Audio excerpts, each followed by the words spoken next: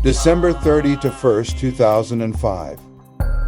We arrive in Udaipur, a city shaped by water rather than desert. Often called the City of Lakes, Udaipur feels immediately different from the Rajasthan we've traveled through so far. Palaces rise from the edges of lakes, hills soften the horizon, and light reflects constantly off the water.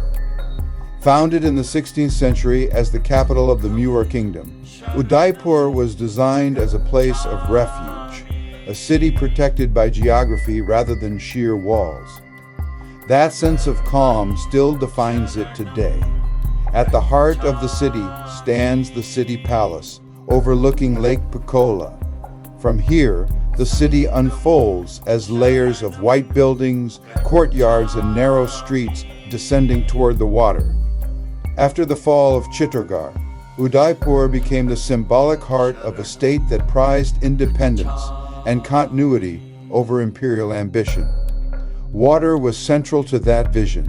A network of lakes, stepwells, and reservoirs not only sustained life, but softened the city's rhythm, giving Udaipur its reflective character.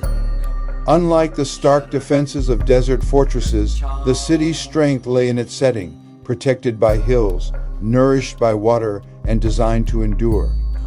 Even today, the influence of Mewar is visible in the city's restraint, whitewashed facades, balanced proportions, and an emphasis on harmony rather than dominance. Udaipur feels less like a monument to power and more like a place meant to be lived in, slowly, gracefully, and with continuity.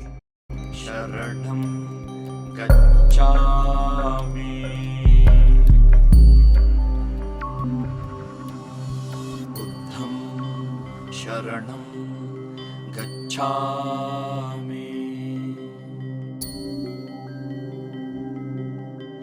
Dharmam sharanam gacchami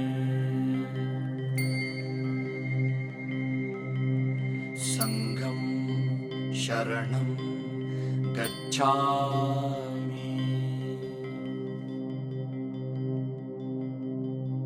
Buddham sharanam gacchami Dharmam sharanam gacchami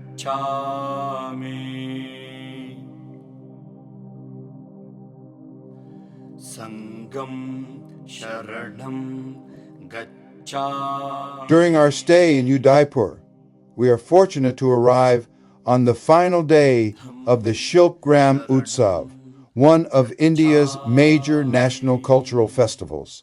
Held each December, the festival brings together hundreds of artisans, musicians, dancers, and craftspeople from across the country. Moving through the grounds feels like walking through a living map of India, each performance, costume, and sound marking a different region and history. What strikes us most is the extraordinary human diversity on display, especially from Northeast India. This is where the real density of cultures lies, dozens upon dozens of distinct peoples living within a relatively small region. Many of the communities represented here speak languages unrelated to Hindi or the languages of northern India, and their traditions reflect deep connections to the eastern Himalayas and Southeast Asia. As we watch performances from the Northeast, it becomes clear how incomplete the usual idea of what Indians look like really is. Many performers have features, dress, and musical traditions that feel closer to East Asian or Tibetan worlds than to the India most outsiders imagine. The rhythms, instruments, and movements carry echoes of mountains, forests, and borderlands far removed from the plains. Alongside these are groups from the far northwest, including Ladakh, where high-altitude life-shaped cultures tied closely to the Tibetan plateau. Seeing these Himalayan traditions alongside those from the northeast makes the scale of India's diversity impossible to ignore. The festival itself is set within a village-style complex, with regional huts, open-air stages, craft stalls, and food from every corner of the country. As evening falls on New Year's Eve, the space becomes especially alive. Music overlapping, dancers preparing backstage, families moving from one performance to the next. Seen in the context of Udaipur and the legacy of Mewar, the gathering feels especially meaningful. This is a city founded as a refuge, shaped by resilience and continuity rather than conquest. Hosting a festival that brings together so many different identities feels like a natural extension of that history. By the end of the evening, what stays with us is not just the beauty of the performances, but the realization of how vast and layered India truly is.